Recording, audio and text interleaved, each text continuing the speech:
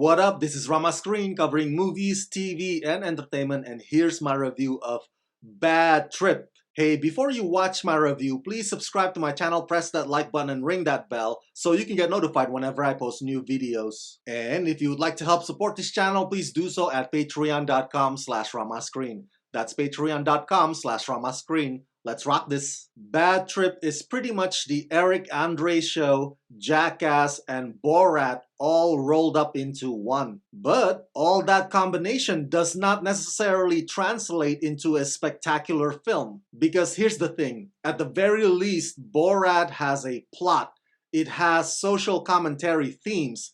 It has something that it needs to say. And Jackass focuses heavily more on the stunts or the pranks. It doesn't even bother to try to inject some storyline or some objective. Bad Trip's biggest mistake is that it wants to have it both ways. But the result is a substance-less, paper-thin story and a series of pranks that are not an integral part of said story. It's just one messy detour after another. Most of them are quite repulsive or revolting. But there is one prank that managed to get me laughing so hard I almost passed out. I'll tell you what that is in just a moment.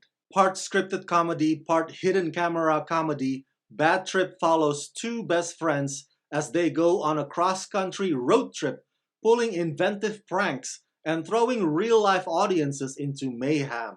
Starring Eric Andre, Lil Rel Howery, Tiffany Haddish, and Michaela Conlin, directed by Kitao Sakurai. By the way, Kitao had worked with Eric Andre on many of the Eric Andre Show episodes, so there's that connection. And Bad Trip is produced by Jeff Tremaine, who directed many of your favorite Jackass movies, plus Bad Grandpa. I'm giving you that context so you have an idea of what you're getting yourself into with Bad Trip. This film was supposed to premiere at South by Southwest 2020, but of course, the event got cancelled due to global pandemic, and then a few months later, the film got leaked online. I believe it was on Amazon Prime, if I'm not mistaken. They, of course, immediately yanked it, but that's why you've probably seen many of its early users' reviews. Okay, the prank that really got me was the gorilla in the zoo. Yeah, it was somewhat kind of tacky and disturbing, but my God, when it happened,